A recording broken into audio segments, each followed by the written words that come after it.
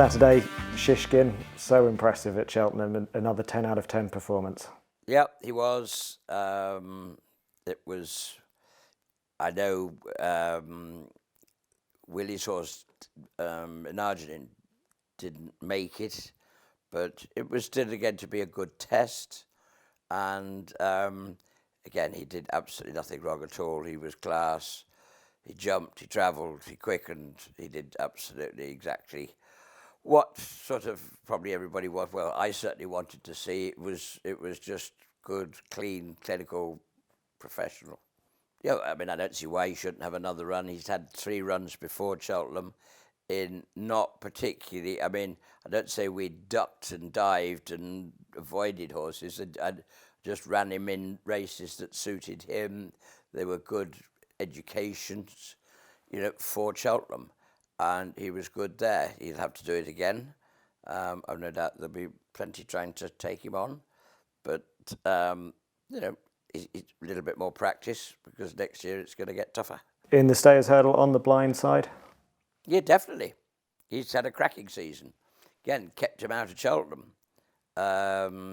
Didn't sort of fancy, I mean, it was a pity. I suppose the only danger here is that we if I haven't heard how Tyne Hill's getting on, but Philip couldn't run at Cheltenham, which sort of subtracted a little bit from the World Hurdle. But, if he comes into this, it's slightly floundered my plan, which was that all the good horses were going to go to Cheltenham and we'll wait for Aintree.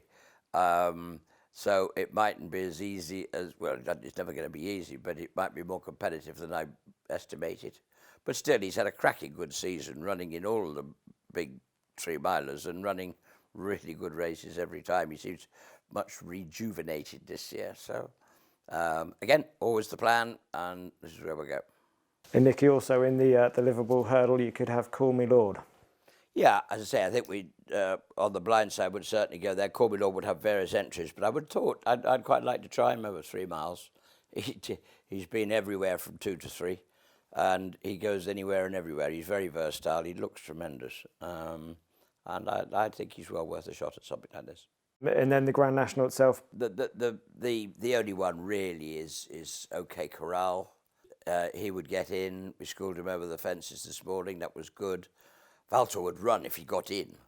So he's been kept back for it. But I think he'd be lucky to get in, but you never just know. It might go down further than you think. So if we just talk a bit more about OK Corral, pulled up lame at Cheltenham last time. How's he come out of that? Well, he was perfectly right that night, let alone the next day. He's been working. He worked yesterday and he schooled over the Aintree fences this morning and was great. He'll work the weekend, and if all goes well, he'll run and Derek O'Connor will be riding him. I mean, wind the clock back 12 months and he seemed sort of one of the best chances you'd had in the National for a good few years. I know.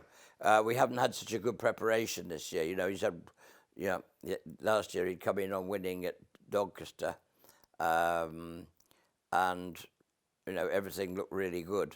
But he jumped well this morning, and if he's okay, he'll go. It's a good thing we have got this year. Some lovely bumper horses. They're very good. The 2 fillies we mentioned for the fillies race, Mo was incredibly impressive in the most extraordinary circumstances at Chepstow because literally 100 yards after the start, James took a little pull on the left rein and it snapped. And not surprisingly, the horse, all he's got is a right-hand rein and nothing else. And how he didn't go out the stable bend, because most horses go down to the stable and try and go out that bend anyway. So without a left-hand rein, it was a miracle he didn't. He then went up the outside, round the trees, and managed to get him back in between the wings of the hurdles, all the way round. Then turned into the straight, still in front, not surprisingly, because he'd got no steering or no brakes. Then they sort of looked if they were going to come and swallow him up, and he kicked off and went away and won really impressively. Let's say without poor old James couldn't do anything. It was just a brilliant piece of horsemanship. So not surprisingly, he's going to jump up to this. Balco Coastal, he's had 1 run, to be fair, on the all-weather, which suggests you like good ground. which is what I'm going to assume we're going to get.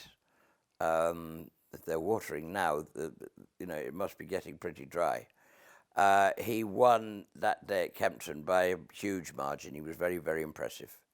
I've no idea. He works very well, and he won very well that day. So he deserves to try at something like this.